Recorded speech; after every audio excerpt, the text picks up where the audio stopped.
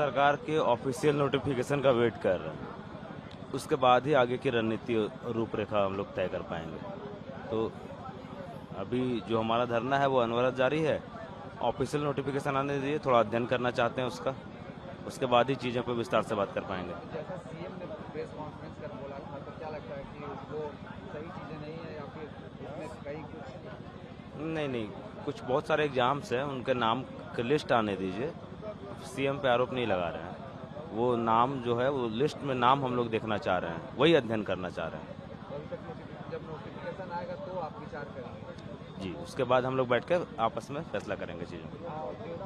CM house घेराव था या फिर वो अभी स्थगित है। अभी स्थगित, नोटिफिकेशन का इंतजार हो। जी, आपने बोला था सीबीआई जांच की मांग को लेकर, तो क्या हम लोग अभी सीबीआई जांच पे तो अड़िग हैं।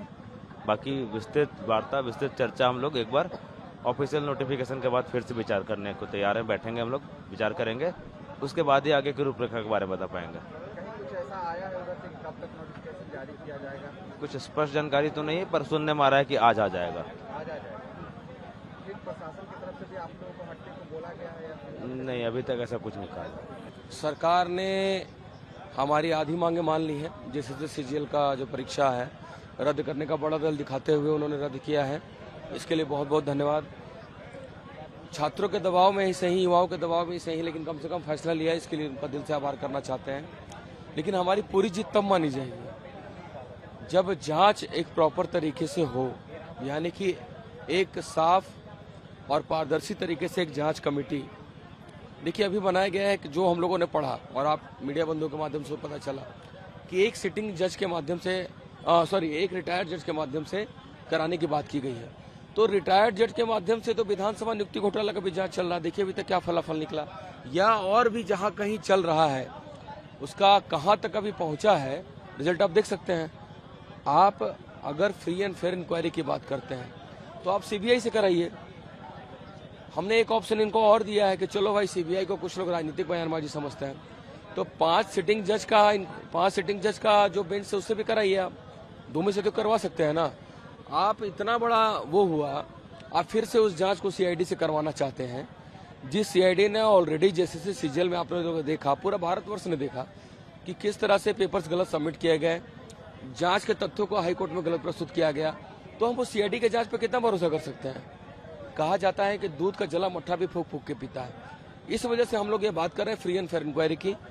आप दोनों मांगों में से हमारी एक बार मान लीजिए, और कुछ बातों पे क्लैरिटी नहीं है, जैसे 11वीं 13वीं पे क्लैरिटी नहीं है, 11वीं 13वीं जेपीएससी पे, जबकि उस परीक्षा का भी इंटरव्यू और फाइनल रिजल्ट प्रिपरेशन टीडीपीएल नहीं कराया है। माननीय मुख्यमंत्री जी ने कहा है कि टीडीपीएल जहां जहां इन्वॉल्व है वो परीक्षाएं रद्द होंगी, तो टीडीपीएल तो इसमें भी इन्वॉल्व है, तो इसमें भी क्लैरिफिकेशन आना चाहिए। एज वाले मुद्दे पे क्लैरिफिकेशन आना चाहिए, और भी हमारे कुछ मुद्दे पे क्लैरिफिकेशन आना चाहिए। तो हम ये चाहते हैं कि चूंकि ये आपका भी मंच है, हमारे माननीय मंत्रियों का मंच है, और हम लोग के गार्जियन है वो, तो एक बैठ के एक संयुक्त प्रेस वार्ता बैठ के आपसी कर दिया जाए, ताकि सारे मुद्दे पे जो बचे हुए मुद्दे हैं उस पर क्लैरिफिकेशन हो जाए।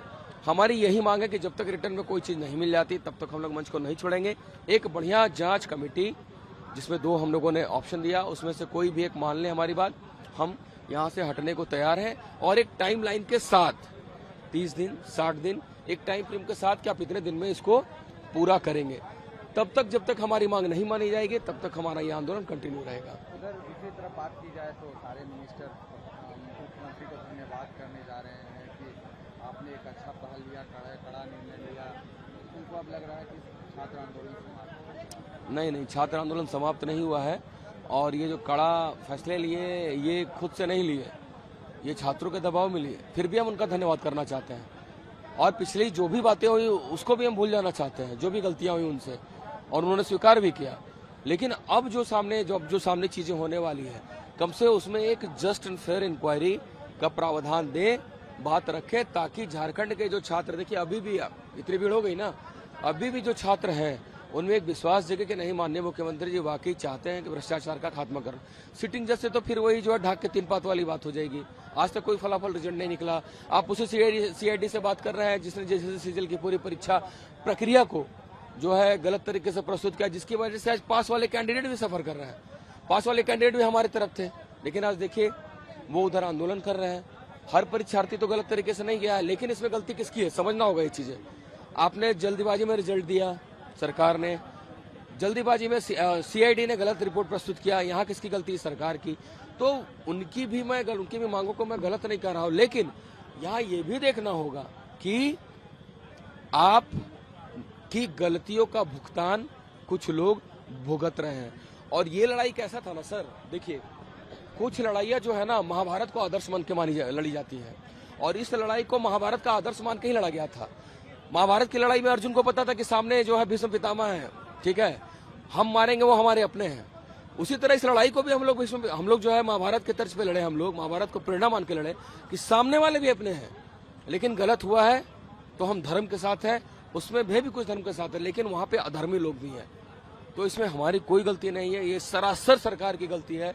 जल्दीबाजी में कुछ लोगों को बचाने के लिए कुछ छात्रों को बलिवेदी पे चढ़ा दिया गया। हमारी संवेदनाएं उनके साथ है, पर हमारी लड़ाई भी सही थी। और इसको 2 साल के बाद माननीय मुख्यमंत्री ने माना, पूरी कैबिनेट ने माना, पूरे भारतवर्ष ने माना कि हमारी लड़ाई सही थी और हम कल जीते। बिल्कुल नोटिफिकेशन का इंतजार कर रहे हैं। वैसे तो कैबिनेट की कही गई बातें वो एक तरह से मतलब कानूनी मतलब वो एक ऑथेंटिक माना जाता है, फिर भी रिटर्न में आ जाए तो बेहतर है। हम लोग रिटर्न का इंतजार कर रहे हैं और जांच वाले बिंदु पे एक स्पष्ट निर्देश मिल जाए। साथ ही साथ मैं माननीय मंत्रियों और सरकार को भी ये आग्रह करना चाहता हूं कि आप हमारे मंच से ही एक प्रेस कॉन्फ्रेंस प्रॉपर तरीके से एक टाइमलाइन के साथ जो जांच का जो भी है एक प्रॉपर, जिससे छात्र संतुष्ट हो, आप यहीं से प्रेस कॉन्फ्रेंस कर दीजिए ताकि पूरे राज्य में मैसेज चले जाए और छात्र संतुष्ट हो और अपने अपने घर जाए और पढ़ाई में लगे।